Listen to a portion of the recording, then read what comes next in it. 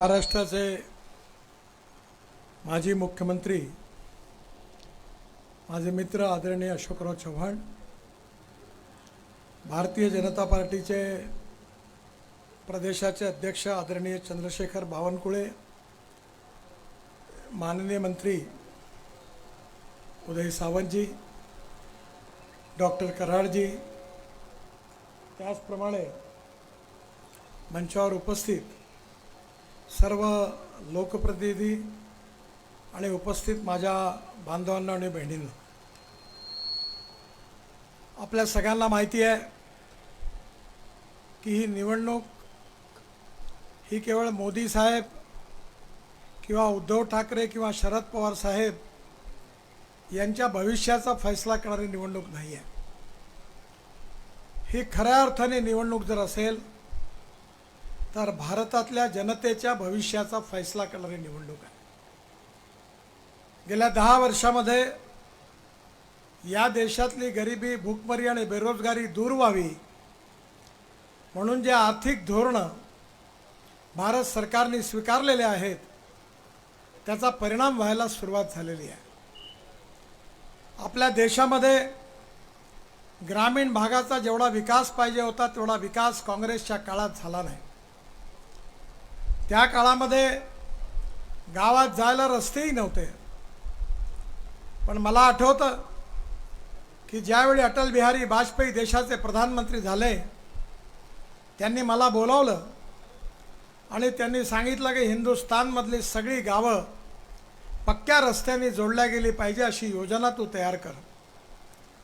माझ्या अध्यक्षतेखाली एक समिती तयार झाली आणि 3 महिन्यामध्ये मी वाजपेयी साहेबांना रिपोर्ट दिला आणि 15 दिवसानंतर लाल किल्ल्यावरून त्यावेळचे देशाचे राष्ट्रपती डॉक्टर अब्दुल कलाम साहेब यांनी त्या योजनेची घोषणा केली। त्या योजनेचं नाव होतं प्रधानमंत्री ग्राम सडक योजना। देशाच्या इतिहासात पहिल्यांदा ग्रामीण भागामध्ये खेड्याला जोडणारे रस्ते बनवण्याचं काम देशाच्या इतिहासात कोणी केलं असेल तर ते भारतीय जनता पार्टीचे नेते अटल बिहारी वाजपेयी यांनी केलं। पण काँग्रेसच्या 60 वर्षाच्या काळामध्ये त्याला प्राधान्य मिळालं नाही। शेतकऱ्याच्या सिंचनाच्या सुविधा प्राप्त व्हाव्या, विशेषतः पाणी मिळालं तर शेतकऱ्याचं उत्पन्न 2.5 पटीने वाढतं, पण त्याकरता सिंचनाला प्राधान्य मिळालं नाही। मी ज्यावेळी जलसंवर्धन विभागाचा मंत्री होतो भारत सरकारमध्ये त्यावेळी 1970 पासून 23 भांडणं राज्य सरकारामध्ये होती आणि त्यावेळी मी हे भांडणं सोडण्याचा पूर्ण प्रयत्न केला। सगळ्या मुख्यमंत्र्यांना बोलवायचो आणि दरवाजा बंद झाल्यावर एवढंच सांगायचो की जोपर्यंत निर्णय होणार नाही तोपर्यंत दरवाजा उघडणार नाही। आणि 23 पैकी 17 निर्णय झाले। त्या काळामध्ये भारत पाकिस्तान झाल्यानंतर 3 नद्या भारताला मिळाल्या, 3 पाकिस्तानला मिळाल्या, पण आपल्या नद्यांचं पाणी पाकिस्तानमध्ये वाहून जात होतं। आपण पहिल्यांदा योजना तयार केली आणि आपल्या हक्काचं पाणी आता पंजाब हरियाणाकडे वळवलं। त्या योजनेवर काम सुरू केलं। इंदिरा कॅनॉल म्हणून मोठा कॅनॉल आहे, त्याला 2,500 कोटी रुपये दिले, कॉन्क्रिटीकरण केलं आणि त्यामुळे राजस्थानच्या 8 जिल्ह्यांना पाणी मिळालं। महाराष्ट्रामध्ये अनेक प्रकल्प 15-15, 20-20 वर्षापासून बंद पडले होते। या सगळे प्रकल्प पूर्ण करण्याकरता एक विशेष नवीन बळीराजा योजना तयार केली आणि 50% वरती मराठवाड्यातले, विदर्भातले आणि त्याचबरोबर पश्चिम महाराष्ट्रातले सगळे प्रकल्प होते, त्याकरता 6,000 कोटी रुपये दिले। प्रधानमंत्री सिंचाई योजनेतून महाराष्ट्रातल्या अनेक योजना पूर्ण करण्याकरता पैसे दिले। आज एवढंच नाही तर जलसंवर्धनाच्या कार्यक्रमाला आपण प्राधान्य दिलं। धावणाऱ्या पाण्याला चालायला लावा, चालणाऱ्या पाण्याला थांबायला लावा आणि थांबलेल्या पाण्याला जमिनीला प्यायला लावा। गावातलं पाणी गावात, घरातलं पाणी घरात आणि शेतातलं पाणी शेतात, ही पहिल्यांदा योजना आली। अकोल्याला पंजाबराव कृषी विद्यापीठामध्ये 36 तलाव बांधले। आता परभणी कृषी विद्यापीठामध्ये 36 तलाव बांधले। बुलढाणा ते अजिंठा मोठ्या प्रमाणात धनगर समाजाचे 15 ते 20 हजार लोक पाण्याविना गावात सोडून जायची. पण बुलढाणा ते अजिंठा रस्ता भारत बांधत असताना रस्त्याचं खोलीकरण रुंदीकरण केलं आणि त्यामुळे मला आनंद आहे की आज तिथले धनगर बांधव त्या ठिकाणी गावं सोडून जात नाही. आपल्या इथे हिंगोली जिल्ह्यामध्ये वॉटर कॉन्झर्वेशनची कामं देखील मोठ्या प्रमाणात करण्यात आली. 22,25,000 क्युबिक मीटर आपण गाळ फुकटात काढला आणि वॉटर स्टोरेजची कॅपॅसिटी वाढवली. हिंगोली तालुक्यातला अंबाळा तलाव, मोप तलाव, चिंचाळा तलाव, माळहिवराव, कलगाव, वडद, सावा, पारोला, कलमकोंडा आणि कळमनुरी तालुक्यातलं तोंडापार, कामठा, नरवाडी, कांडली, कळमनुरी, पैठाळगाव, कळमनुरी, वारंगा फाटा, तोंडपूर, कुंभारवाडी, अराटी, घोडवा, येळकी, देवदरी, उंबरी, जरोदा असं एकूण 22,25,000 क्युबिक मीटर मटेरियल तलावातून NHI तर्फे फुकट काढून दिलं आणि आज त्या ठिकाणी 2,522 TCM 1000 क्युबिक मीटर एवढी जल साठवण क्षमता वाढवली. मला विश्वास आहे की आपण जोपर्यंत जलसंवर्धन करणार नाही तोपर्यंत आपल्या विहिरीला पाणी येणार नाही. मी मागच्या सभेमध्ये सांगितलं की माझ्याकडे शेतीत फक्त 1.5 तास पंप चालायचा, पण यावेळी तिन्ही विहिरींना आजूबाजूला नदी नाल्याचं खोलीकरण केलं, पाणी साठवलं आणि ते पाणी साठल्यामुळे आता मला आपल्या भारत सरकारने मोदीजींनी जी योजना केली त्या 7.5 3 पंप मिळाले आणि आज माझ्या विहिरी 8 ते 10 तास चालतात. 60 एकर जमीन पाण्याखाली आली. एका एकरामध्ये 85 टन ऊस झाला, एकरी 11 क्विंटल सोयाबीन झालं आणि उत्पादन वाढलं. खऱ्या अर्थाने पाणी हीच कळीचा मुद्दा आहे आणि म्हणून अनेक ठिकाणी आपण आता जलसंवर्धनाच्या कामाला सरकारने प्राधान्य दिलं, सिंचनाच्या प्रकल्पांना प्राधान्य दिलं. विजेचे पंप कधी वीज येते कधी नाही येत, सोलर पंपाची योजना आणली आणि आत्ताच बावनकुळे साहेबांनी मला सांगितलं की महाराष्ट्राकरता 8 लाख सोलर पंप आपण मंजूर केले. आपल्या घराघरावर सोलर लावायची योजना आणली आणि या माध्यमातून शेतकऱ्याला सिंचनाच्या सुविधा उपलब्ध करून दिल्या.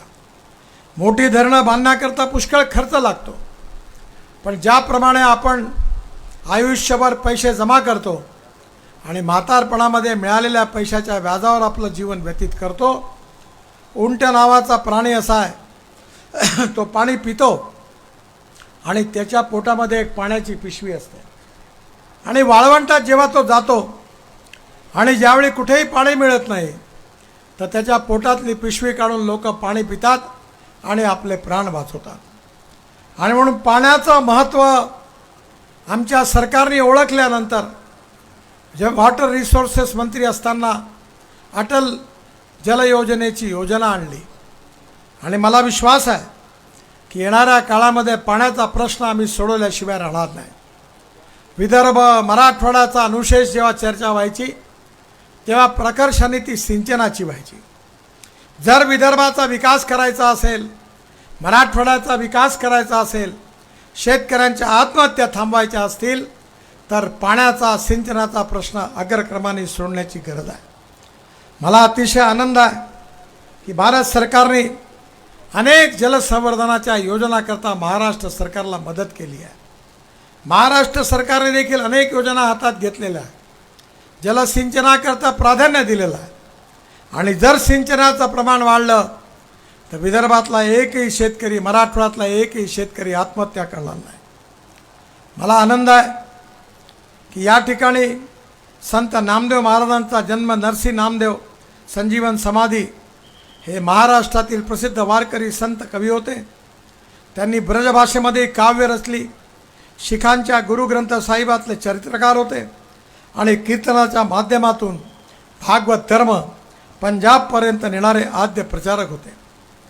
त्यामुळे पंजाबी मंडळी, विशेषतः नांदेड येथील गुरुद्वारास भेट देणारे शीख समाज बांधव आवर्जून नरसी नामदेव येथे दर्शनासाठी येत असतात. तानाजींनी मला मागणी केली आणि मला आज आनंद आहे की आज त्या ठिकाणी रस्त्याचं काम पूर्ण होत आलेलं आहे. याबद्दल निश्चितपणे मी नरसिंग नामदेवांच्या चरणी प्रार्थना करतो. विशेषतः या भागामध्ये 2014पर्यंत हिंगोली जिल्ह्यात केवळ 117 किलोमीटर राष्ट्रीय महामार्ग होता. आपण पुन्हा 130 किलोमीटर वाढवला आणि एकंदर 247 किलोमीटर झाला. आजपर्यंत राष्ट्रीय महामार्गातून 6000 कोटी रुपयाची कामं आपण मंजूर केली. आणि मला आनंद आहे की अकोल्यापासून तर हिंगोलीपर्यंतचा रस्ता हा अतिशय उत्तम आणि चांगला रस्ता तयार झालेला आहे. एवढंच नाही तर या भागामध्ये उद्योग आले पाहिजे, व्यवसाय वाढला पाहिजे. हळदीचा व्यवसाय, हळदीवर प्रक्रिया करणारे उद्योग, या सगळ्याचा विचार करून आपण या ठिकाणी रस्त्याची निर्मिती केली. जर पाणी, वीज, रस्ते आणि दळणवळणाची साधनं असतील तर उद्योग येतील आणि उद्योग आले तर तरुण मुलाच्या हाताला काम मिळणार आहे. मला विश्वास आहे की महाराष्ट्रामध्ये विशेषतः मराठवाडा, विदर्भाचा विकास होण्याकरता, इथल्या कापूस उत्पादक शेतकऱ्याच्या कल्याणाकरता आपण ड्रायपोर्टची निर्मिती केली. जालन्याला ड्रायपोर्ट निर्माण केला, वर्धा जिल्ह्यातल्या सिंधीला तयार केला. ड्रायपोर्टचा अर्थ म्हणजे मुंबईचा समुद्र जालना आणि वर्धा जिल्ह्यातल्या सिंधीपर्यंत आणला. आपला कापूस, आपली हळद आता डायरेक्ट जालन्यावरून किंवा सिंधीवरून आपल्याला जगात आयात निर्यात करता येईल. आपल्या कापसाचं सूत, आपल्या इथला कपडा आणि सूत आणि आपला जिनिंग प्रेसिंगमध्ये असलेला कापूस, रुई, ही सगळी बांगलादेशमध्ये जाते. पण बांगलादेशमध्ये पाठवण्याकरता इथून JNPT मुंबईला, तिथून कोलंबोला आणि कोलंबोवरून चितगावला जात होती. आता आपण नवीन मार्ग तयार केलेला आहे की जालन्यावरून आणि सिंधीवरून डायरेक्ट हल्दिया, कलकत्ता आणि तिथून नदीच्या मार्गाने आपला कार्गो हा चितगावला जाणार आहे. त्यामुळे एक कंटेनरला जे 1.5 लाख रुपये लागतील ते आता केवळ 70 ते 80 हजार रुपयात काम होईल. आणि विदर्भ आणि मराठवाड्याच्या शेतकऱ्यांना कापसाला जास्त भाव मिळणार आहे, याची व्यवस्था आपण या भागाने केली. मला आनंद आहे की विशेषतः हळदीचं पीक आपल्या भागात चांगलं घेतलं गेलं आहे.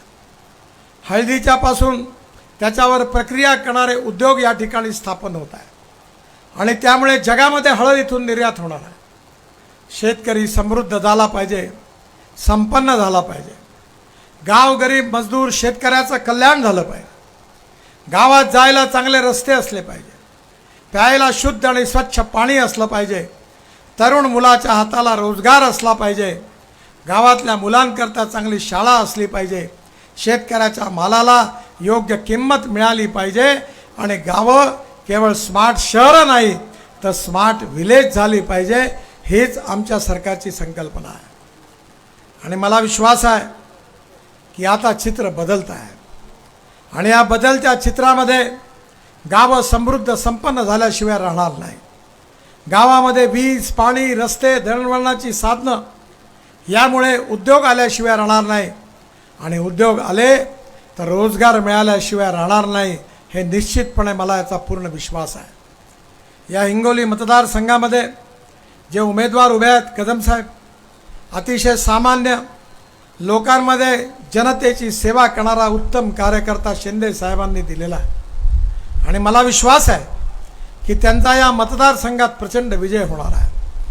पण आमच्या विरोधकांजवळ मुद्दे नाही आहेत बोलायला आणि म्हणून ते अपप्रचार करत आहेत की मोदीजी निवडून आले, ते 400 जागा मिळाला तर बाबासाहेबांचं संविधान बदलणार आहे. बाबासाहेबांचं संविधान बदलण्याचा प्रश्नच उद्भवत नाही. मी कायद्याचा पदवीधर आहे.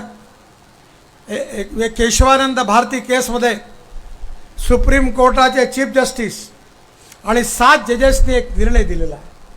तो निर्णय असा आहे की silent features of the constitution cannot be change. Freedom of speech, लोकतंत्र, समाजवाद, धर्मनिरपेक्षता, फंडामेंटल राईट हे घटनेचे मूलतत्व आहेत आणि ते कोणालाही बदलता येऊ शकत नाही, असा सुप्रीम कोर्टाचा निर्णय आहे. पण ही घटनेचे जे इतर कलमा ज्या आहेत त्या दुरुस्त्या झाल्या. आतापर्यंत 80 वेळा बाबासाहेबाची घटना तोडायचं पाप कोणी केलं असेल तर काँग्रेस पक्षाने केलेला आहे. आणि एवढंच नाही तर राजीव गांधींचं भाषण व्हिडिओ सगळीकडे व्हायरल आहे की आम्ही घटना बदलवू. पण आमच्याबद्दल अपप्रचार करून लोकांच्या मनात विष घालवून पुन्हा एकदा काँग्रेस पार्टी आपल्या कामावर मतं मागू शकत नाही. आणि म्हणून जेव्हा कन्व्हिन्स करता येत नाही तेव्हा कन्फ्यूज करण्याचा प्रयत्न करत आहे. बांधवांनो, बहिणींनो, शरद जोशी आपल्या शेतकरी संघटनेचे नेते होते. ते नेहमी सांगायचे की आता आपण ग्लोबल इकॉनॉमीमध्ये आहोत. अन्नधान्याचा भाव ठरवणं आपल्या हातात नाही आहे. जगातली डिमांड अँड सप्लायच्या आधारावर हे ठरणार आहे. सोयाबीनचा भाव अर्जेंटिना ठरवतो. कापसाचा भाव हा इजिप्तमध्ये ठरतो. मक्याचा भाव अमेरिकेत ठरतो. पामॉलिनचा भाव इंडोनेशियात ठरतो. आणि म्हणून याच्यामध्ये आपल्याला एक गोष्ट लक्षात घेतली पाहिजे की अमेरिकेमध्ये एका एकरामध्ये 28 क्विंटल सोयाबीनचं उत्पन्न आहे. अर्जेंटिनामध्ये 30 क्विंटल आहे. ब्राझीलमध्ये 26 क्विंटल आहे. आणि आपल्या भागात मात्र माझ्याकडे सगळ्यात जास्त झालं म्हणजे 11 क्विंटल झालं. 5 ते 7 क्विंटल सोयाबीन होत आहे. कापसाचं उत्पन्न इस्रायलमध्ये एकरी 30 क्विंटल होत आहे. आपण नवीन तंत्रज्ञान आणलेलं आहे. बियामध्ये संशोधन करायला सुरुवात केलेली आहे. आता द्रोण आणलेले आहे. आमच्या भागामध्ये 3000 एकर ऊसावर द्रोणने फवारणी केली तर 4 पोते युरिया आणि 4 पोते मिश्रखत जिथं लागत होतं तिथं केवळ 2 बॉटल युरियाच्या, नॅनो युरियाच्या आणि 2 पोते बॉटल फक्त मिश्र खताच्या लागल्या. आपण जेव्हा युरिया फेकतो तेव्हा 75% वेस्ट होतो. पण आपण जेव्हा युरिया द्रोणमधून स्प्रे करतो तो 25% फक्त वेस्ट होतो आणि 75% पिकांना मिळतो. आपण जेव्हा एका एकरामध्ये 4 पोते युरिया आणि 4 पोते मिश्रखत देतो, आता केवळ 2 बॉटल युरिया आणि 2 बॉटल मिश्र खतामध्ये काम होतं. म्हणजे एकरी 8,000 रुपयाची बचत होते. मी ट्रान्सपोर्ट मंत्री आहे. आम्ही शेतकऱ्याला अन्नदाता नाही, ऊर्जादाता नाही, इंधनदाता बनवला आहे. माझ्याकडे इथेनॉलवर चालणारी गाडी आहे. आता आपण इथेनॉलवर 300 पंप देशात सुरू करतो आहे. इथेनॉल हे शेतकऱ्यांनी तयार केलेलं इंधन आहे. ऊसाची मळी, ऊसाचा रस, तांदूळ, मका, बांबू, बायोमास याच्यापासून इथेनॉल तयार होत आहे. आणि मला विश्वास आहे की इथेनॉलचा भाव आहे 60 रुपये लिटर आणि पेट्रोलचा भाव आहे 120 रुपये लिटर. माझ्याकडे जी इनोव्हा गाडी आहे ती 100% शेतकऱ्यांनी तयार केलेल्या इथेनॉलवर चालते. आणि पेट्रोलच्या बाबतीत जर तुलना केली तर 60% वीज तयार करते. म्हणजे 25 रुपये लिटर पेट्रोल या भावाने ॲव्हरेज मिळतं. आणि मग येणाऱ्या काळामध्ये बजाज, TVS, हिरो, होंडा यांची स्कूटर, ऑटो रिक्षा इथेनॉलवर तयार झाल्या. सुझुकी, टोयोटो यांच्या गाड्या आता येतात आहेत. शेतकरी आता अन्नदाता नाही, ऊर्जादाता नाही, इंधनदाता नाही, तर आता बिटुमिन डांबरदाता झाला आहे. आणि आता स्पाइस जेटचे एक विमान शेतकऱ्यांनी तयार केलेल्या हवाई इंधनवर डेहराडूनवरून आम्ही दिल्लीपर्यंत आणलं. टाटाच्या एअर एशियाचं विमान हे देखील 100% शेतकऱ्यांनी तयार केलेल्या हवाई इंधनावर चाललं. आपला शेतकरी आता हवाई इंधन तयार करणार आहे. मला विश्वास आहे, तुम्हाला माहिती आहे की मी केवळ फोकनाळा मारून काहीतरी गोष्टी कधी सांगणाऱ्यापैकी नाही आहे. मी जे बोलतो ते करून दाखवतो आणि जे करतो तेच सांगतो, हे लक्षात ठेवा. येणाऱ्या काळात गावं समृद्ध संपन्न होतील. शेतकरी अन्नदाता, इंधनदाता, ऊर्जादाता, बिटुमिन दाता, हवाई इंधनदाता होईल. आणि शेतकऱ्याची मुलं जे मुंबईला, पुण्याला, औरंगाबादला, नागपूरला गेली आहे ती पुन्हा आपल्या गावाकडे परत येतील. आणि केवळ स्मार्ट शहर नाही तर स्मार्ट विलेज झाल्याशिवाय राहणार नाही. आणि शेतकरी, शेतमजूर, गाव गरीब मजदूर शेतकरी यांचं कल्याण करणारी नीती हेच आमच्या सरकारचं धोरण आहे. आणि म्हणून आपलं भविष्य याच्यातच आहे. जर तुमचं भविष्य घडवायचं असेल तर भारतीय जनता पार्टी आणि NDAला निवडून द्या. या भागातून कदम साहेब जे उभे आहेत त्यांच्या धनुष्यबाणाची बटन दाबा, त्यांना प्रचंड मताने विजयी करा. आणि देशामध्ये मोदीजींच्या नेतृत्वाखाली NDAचं सरकार निवडून आणा आणि पुन्हा एकदा आम्हाला आपली सेवा करण्याची संधी द्या अशी विनंती करतो. मला 4:45च्या आत उडलं पाहिजे, कारण सेलूला मला जायचं आहे वर्धा जिल्ह्यात, कारण 6 वाजल्यानंतर हेलिकॉप्टर उतरू शकत नाही. पुन्हा एकदा माझ्याबरोबर जोरात नारा द्या, भारत माता की, भारत माता की, भारत माता की. नमस्कार. चला, शहर तर भाजपतर्फे साहेबांचा सन्मान होईल आणि प्रवेश होईल. सुनीलजी देवडा, शशिकांतजी दोडल, ज्ञानेश्वरजी मांबडे आणि प्रवीणजी सोनी यांचा प्रवेश इथे होणार आहे.